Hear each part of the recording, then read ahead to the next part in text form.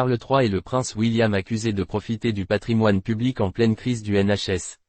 Une enquête conjointe menée par Channel 4 et le Sunday Times révèle que le roi Charles III et son fils, le prince William, bénéficient de revenus substantiels grâce à des contrats de location avec des organismes publics, y compris le NHS, le système de santé britannique actuellement en crise.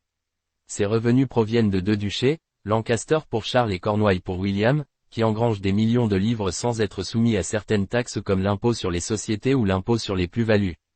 Des revenus lucratifs au détriment du NHS en difficulté.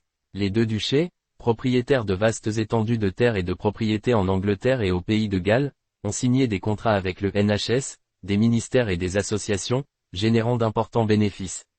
Le duché de Lancaster, propriété de Charles III, perçoit ainsi 12 millions de livres sur 15 ans pour la location d'un entrepôt destiné aux ambulances d'un hôpital londonien. De son côté, le duché de Cornouailles, sous la gestion de William, a signé un contrat de 37,5 millions de livres pour la location d'un terrain où se situe la prison de Dartmoor. Des accusations de manque de transparence et d'abus de privilèges fiscaux.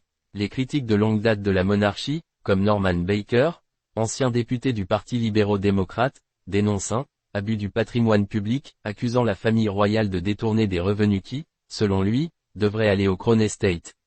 Les duchés sont en effet exclus de l'accord de 1760, qui impose au Crown Estate de reverser ses bénéfices au trésor public, car à l'époque ils généraient peu de revenus. Aujourd'hui, ces duchés sont estimés à 1,8 milliard de livres et ont généré 50 millions de livres de bénéfices l'année dernière. La monarchie sous pression pour justifier ses revenus.